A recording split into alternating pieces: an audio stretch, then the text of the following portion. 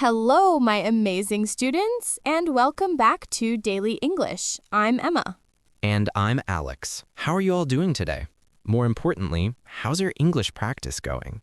Today, we're going to talk about a problem that so many English learners face.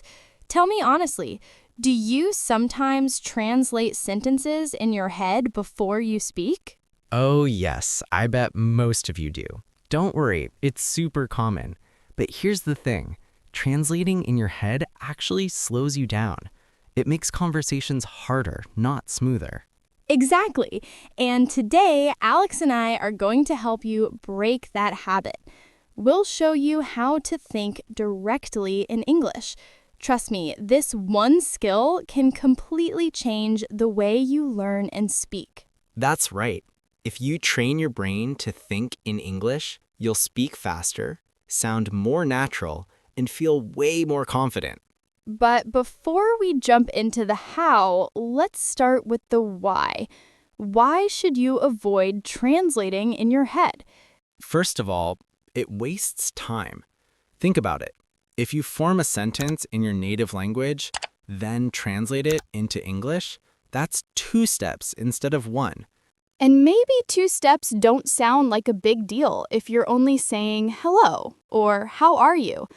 But what if you need to say a whole story or respond quickly in a conversation? The person you're talking to probably won't wait for you to finish translating. Plus, translations can be inaccurate.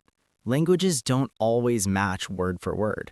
For example, in French, if you directly translate I'm cold, it becomes I have cold, which sounds very strange in English.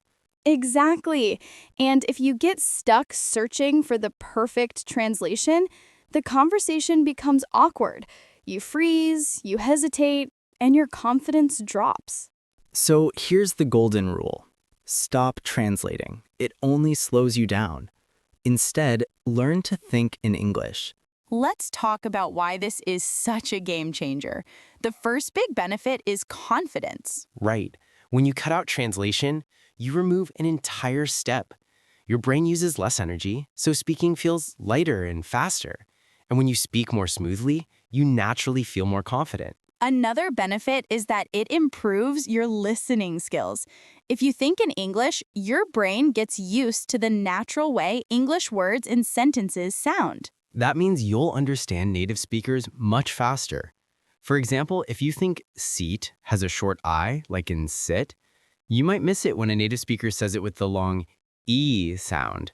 But when you train your brain in English, your ears learn the correct sounds too. So it's like 2 skills in one, better speaking and better listening. Now, here's the question. If thinking in English is so powerful, why don't more learners do it? Good question. The first reason is that people rely too much on translation. They feel safe when they translate, even though it slows them down. The second reason is grammar. Learners worry too much about getting grammar perfect before they speak.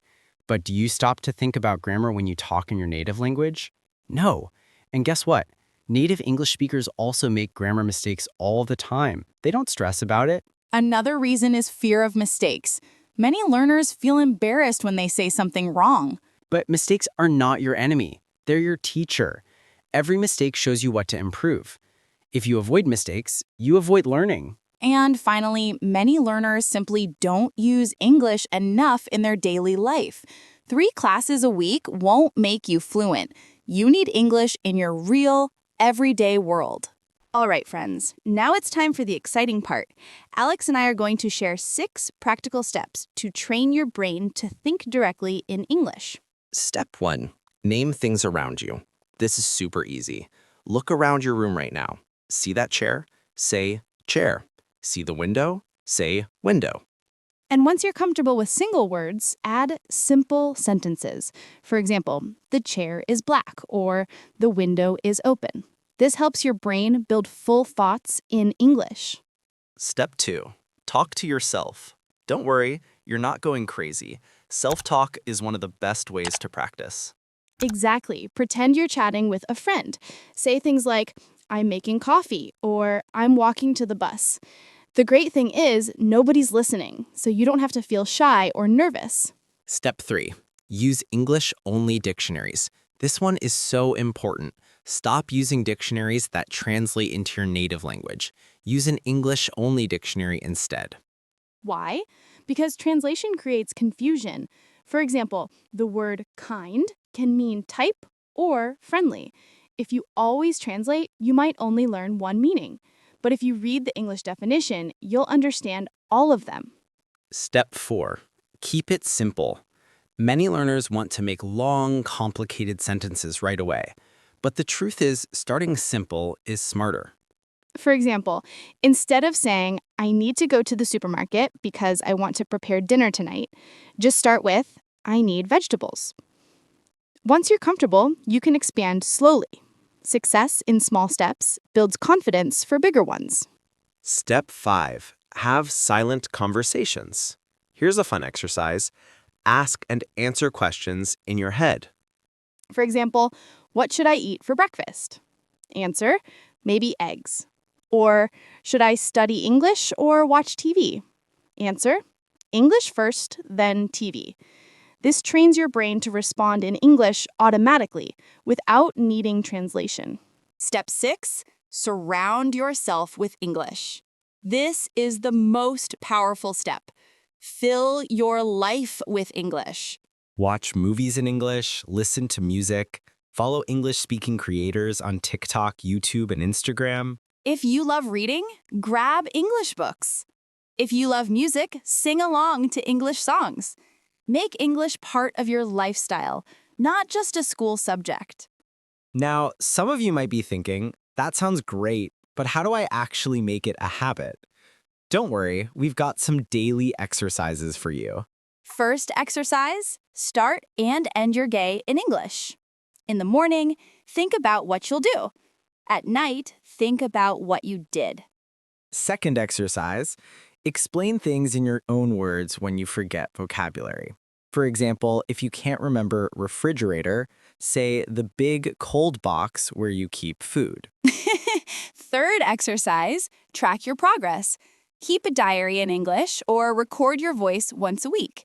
When you look back, you'll see real improvement, and that will motivate you even more. And finally, be patient. Fluency takes time. Don't be afraid of mistakes. Mistakes are your best friends because they show you where to grow. Okay, my amazing students, let's wrap this up. Today we learned why you should stop translating and start thinking in English. We also gave you 6 powerful steps: naming objects, self-talk, using English-only dictionaries, keeping it simple, having silent conversations, and surrounding yourself with English. And don't forget the daily exercises to make it a habit. Morning and night reflections, explaining in your own words, tracking your progress, and welcoming mistakes. So here's our question for you. Which step are you going to try first? Tell us in the comments. And if today's lesson helped you, don't forget to like, subscribe, and share Daily English with your friends. Thank you so much for learning with us today. See you next time on Daily English.